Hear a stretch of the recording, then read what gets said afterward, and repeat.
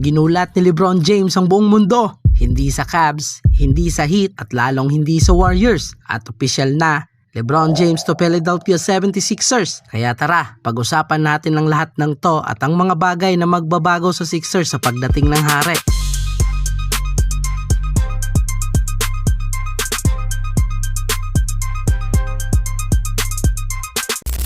Recap lang natin saglit mga Volers ang nangyari sa pag-sign ni LeBron sa Sixers dahil tulog pa ako kanina pagsabog ng balita.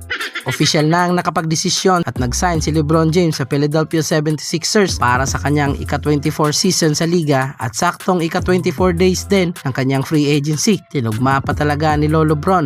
Walang ni isa ang may alam na ngayon pala ang araw ng big decision at walang naganap na press conference. Ayon sa report ni Sham Serrania, pumirma si LeBron ng 2-year deal sa halagang 8 million na may kasamang player option kung saan pwede siyang umalis kung hindi man maganda ang unang taon niya sa Philly. Pagkatapos ng balita ay agad nag-post si LeBron sa social media tungkol sa paglipat niya sa Sixers. Sinabi niya na personal ang desisyon na to at hindi involve ang pamilya niya di kagaya ng dati. Itinuturing ni LBJ ang kanyang paglipat bilang last decision daw sa buong karir niya. Ibig sabihin, nakapag-decide na si Lolo Bron na dito sa Sixers tatapusin ang karera niya. Nabanggit niya din na hindi na involved ang pera at ang tanging involved lang ay ang kagustuhan ni LeBron ng isa pang championship ring dahil kinuha lang naman ni Lolo Bron ang mababang offer na 8 million para matulungan ang Philly sa kanilang championship run. Ginawa niya ito para matulungan ang front office ng 76ers na mapanatili ang kanilang financial flexibility at makabuo ng isang stock o napakalakas na roster na may kakayahang magkampiyon.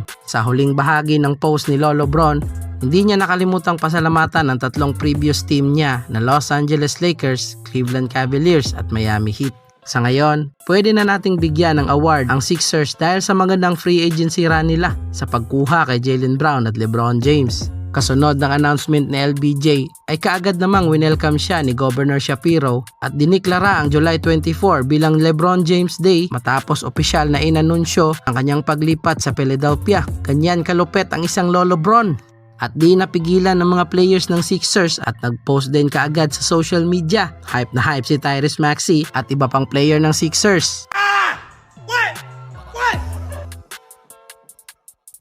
At dahil din sa pag-sign ni LeBron sa Philadelphia, di masyadong pinag-uusapan ang Philadelphia 76ers pero sa paglipat ni LeBron James, biglang championship contender kaagad at naging isa pa sa paboritong magcha-champion next season. At sobrang solid din ng lineup ng Sixers na fit si LeBron James na may Tyrese Maxey, BJ Edgecombe, Jaylen Brown at Joel Embiid. Basta wag lang magtatamo ng injury at malamang sa malamang ay napakalakas nila for a championship contender this year. At expected na din na mas dadami ang haters ni LeBron James nito. Lalo na at hindi siya napunta sa Warriors.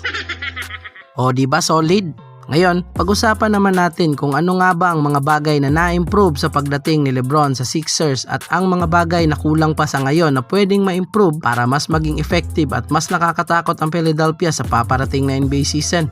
Unahin natin sa opensa. Sa pagdating ni LeBron James, hindi na mahihirapan si Tyrese Maxey sa pag-facilitate ng bola. Makakatulong si LeBron at magsisilbing primary playmaker at floor general ng team. Sa high basketball IQ ni Lolo Bron, mas lalong lalakas ang Sixers sa offensive plays na magagamit si LeBron sa spacing dahil sa kausayan nitong mag-attract ng depensa na minsan ay nahihigop pa nga ang buong team sa isang drive lang.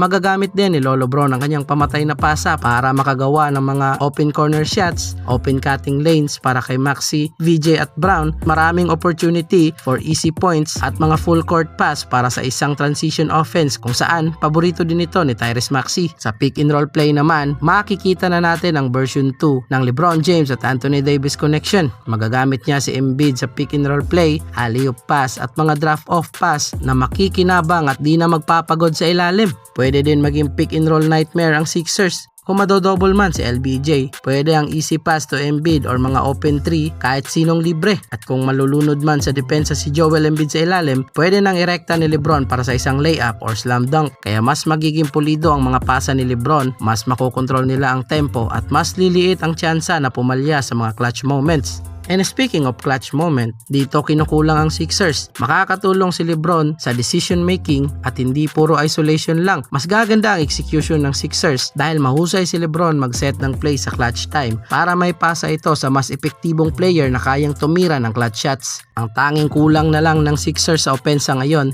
kailangan pa nilang magdagdag ng mga sniper na fit sa laruan ni King James. Since kinuha ni Lebron ang maliit na sahod, pwede pa silang makakuha para mas mapalakas ang kanilang 3-point shooting.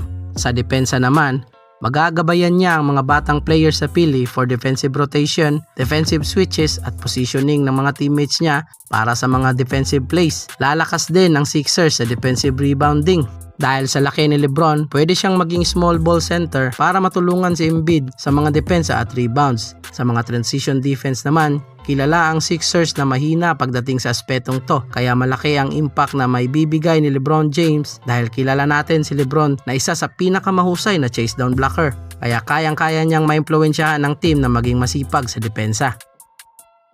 At kung championship leadership naman ang pag-uusapan, hindi na questionable si Lebron dyan. Lalo na ngayon na hindi pera ang rason ni Lebron sa pagpunta niya sa Sixers. Maasahan natin ang isang bersyon ni LBJ na mas dedikadong manalo, na may disiplina, composure, playoff experience at kumpiyansa sa teammates. Di man natin makikita ang 2018 bersyon na mamaw sa puntos, ang paparating na 2026 version ni Lolo Bron ay may ibang misyon. Maaring hindi na siya ang pinakamabilis o pinakamalakas, pero dala niya ang napakalaking experience, napakataas na basketball IQ at ang tunay na puso ng isang kampyon. Siya ang magiging leader at magtuturo sa bagong henerasyon kung paano manalo, kung paano magsakripisyo para sa kupunan at kung ano ang ibig sabihin ng pagkakaroon ng championship mentality. Ngayon na bumalik sa East ang hari, mga ballers, magagawa pa rin ba niya ang dati na hinawakan niya ng ilang taon ang Eastern Conference? Kayo ba, ballers? Anong masasabi nyo sa paglipat ni LBJ sa Philadelphia? Dismayado ka ba dahil hindi siya napunta sa gusto mong team o excited ka sa bagong istorya ng karera ni Lolo Bron? I-comment mo lang ang opinion mo at ating pag-usapan. At huwag kalimutang pindutin ang subscribe button. Kapag tuloy-tuloy ang suporta nyo at lumaki ang ating community, mga ballers, magpapag-giveaway tayo ng mga basketball jersey sa susunod. Kaya subaybay lang kayo palagi. And this is Ballers TV. Thank you for watching.